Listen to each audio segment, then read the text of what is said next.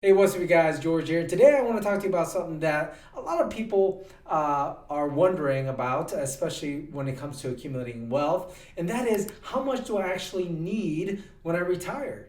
Some people say it's 1 million, some people say 5 million, but how much do I need to live off of when I'm in retirement? And also, how much money can I withdraw in retirement? And so, those are some of the things I want to cover with you today. So, if you're interested, keep on watching.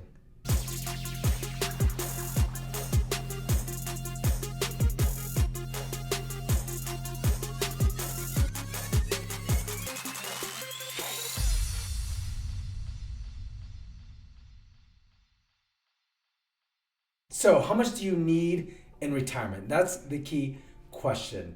And oftentimes, I hear people talk about how much they would need is based on what they're going to spend when they retire.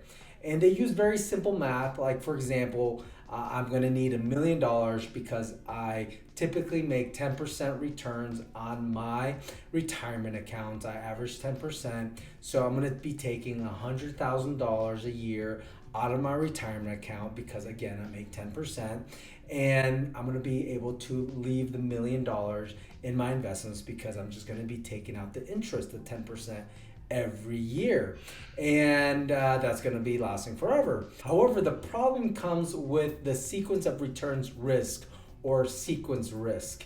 So according to Investopedia, sequence risk, or sequence of returns risk, is the danger that the timing of withdrawals from a retirement account will have a negative impact on the overall rate of return available to the investor. This can have a significant impact on a retiree who depends on an income from a lifetime of investing and is no longer contributing new capital that could offset losses. Sequence of risk is also called sequence of returns risk. What does that mean? So the way returns work in retirement is different than how returns work when you're saving up for retirement, and that's that has a lot to do with your distributions when you start taking money out. And the second thing is that the returns are not the same. The average could be 10 or 12%, but each year is different. One year the market could be up 10%, another year it can be down 20%. The following year after that could be down another negative 12%, and so on and so forth. So the average that you are gaining while you're increasing, or when you're saving, could be averaging 12% or more. But when you start taking it out, the average is going to be significantly different based on every year that you're making withdrawals. So that's important to understand when you are trying to plan for retirement. And one of those ways that you can plan better, or more accordingly, is by doing an analysis. Now, there's also calculators out there that you can just Google sequence of risk calculators that can be helpful. Oftentimes, though, those calculators try to sell you something. So creating your own Excel sheet is going to be helpful. So let me show you what I created, and hopefully this will help you as well. So here's the sequence of returns risk model that I created in Excel, and it's pretty simple. Up here is the balance at retirement. So this is the balance that you're going to play with up here on retirement, which is going to affect this line item here. But let me go over the columns real quick. So the year right here is going to show you the historical year of the S&P 500 index. And this is with dividends, so that gives you a historical view here of what the S&P 500 did for that given year, all the way up to 2020 in this case. The amount of annual distribution is what you plan to take out. The percentage of annual distribution is what that percentage is. The initial investment balance and how that affects year over year based on how much you're distributing or taking out. And this is what the increase or decrease of the balance is based on what it did for that year. So a negative 3% is going to be going to affect your balance negatively $61,000. Increase with distribution, so it's the negative or positive increase on the on the return for that year, plus your distribution is going to give you that number.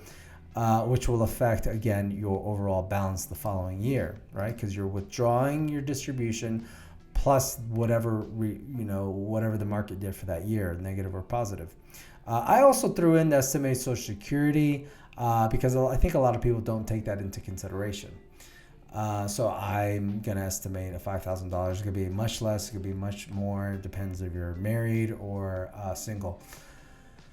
So this is just an estimate amount. You can go to a website. You can go to the IRS website, and it can give you a quick calculator, and it can help you determine that. But I just threw that in. That's not really the focus of this video.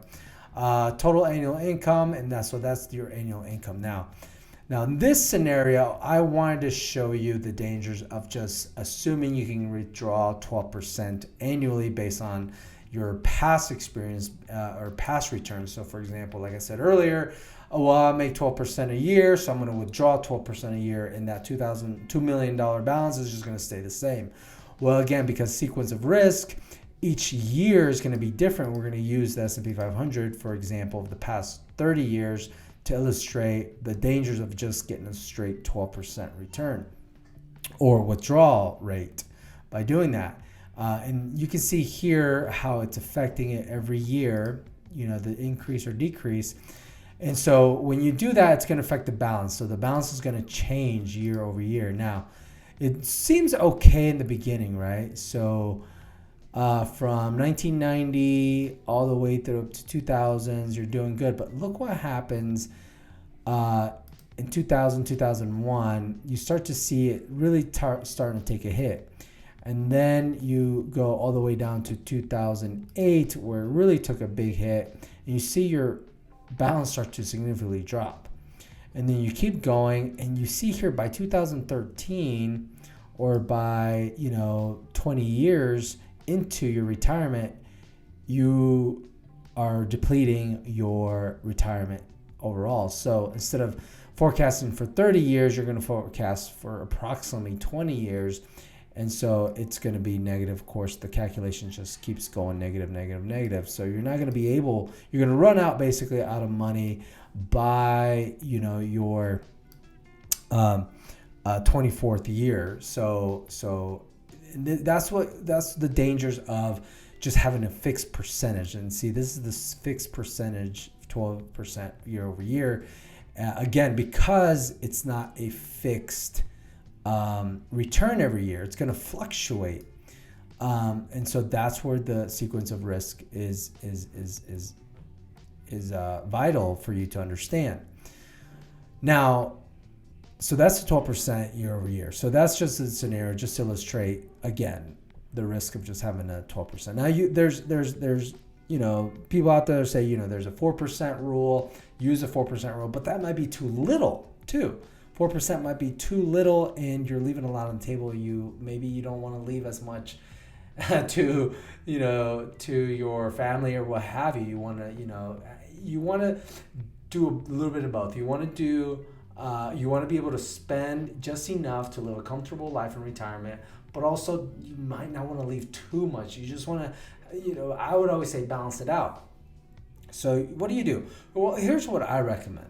So here's an example down here where it fluctuates, right? It fluctuates, the percentage of annual distribution fluctuates every year. So in this case, what I did is I plugged in the what I think is comfortable to live off of. So you've got $2 million, plugged in $100,000 here. Before, you see here is $240,000 every year. That may be too much, and obviously it was, because it wasn't enough for a full 30-year retirement. Now, of course, you can argue, 30 years too long, 20 years enough. I mean, that's also something to take into consideration. But traditionally, you want to plan for at least 30 years into retirement, 30 years of retirement. But anyway, so I put $100,000 as a comfortable distribution in this example, which Social Security gives you an annual income of $105,000 on $2 million. Now, if you see here with the same, 1990 through 2020, it's using the same returns. We're just going to use those as an example to try to forecast in the future. And that's another thing to consider, is that we don't know what's going to do in the future. So that's another, something to consider. But because we shouldn't base everything on past performances, but we got to start somewhere. So at least this is a starting point. Anyway, so we've got 2 million here, and you can see how the sequence of distributions right here are going to affect it differently, because the distribution rate are going to be different. See how some years is going to be 3%, some years is 1%. And so this is, to me, a better way to plan your retirement, is by taking a fixed amount, and then depending what your what your retirement balance is, pick a fixed amount and see how that affects your retirement. And in this scenario, you can see how it's actually going to grow based on the returns for this 30-year period. It's going to grow, and it's going to actually leave you, in this scenario, $18 million by your 30th year, and you're going to be taking $100,000 every year. So that's something to consider. Withdraw what's comfortable for that year. Have a very basic cost of living as far as what your budget's going to be, insurance, cost of living, or what have you. Have it just be the minimum. Just have a minimum, what you'll have, and just try to cover that. And then anything extra that you gain for that year as you're making distributions, just take that extra and try to budget that out for that year. And if you have extra left over for that year, splurge a little bit, have fun a little bit for that year, but always have a baseline income. And of course, try to be as conservative as you can as far as your estimations, because the way I see it is better to weigh in the side of caution versus trying to push the limit and really try to get the most out of the bang for your buck, if you will, when it comes to retirement or in retirement, because you could always just cash out at any time that you want, and I don't mean the whole thing, I'm just saying you have more control year by year. So being conservative and then cashing out, lump sums as you need will be better. Of course, you got to take into consideration taxes, what your taxes are in your state. So all those things are something to consider. But doing an analysis of something like this, which again, just use Excel, you use some numbers from past history of the S&P 500 index, or use calculators that you find online that would be helpful to help with the sequence of risk, sequence of return risk. That's all I have. Hopefully this was informative or helpful. Please consider subscribing. We really appreciate your support. That's all I have for this one. We'll see you on the next one.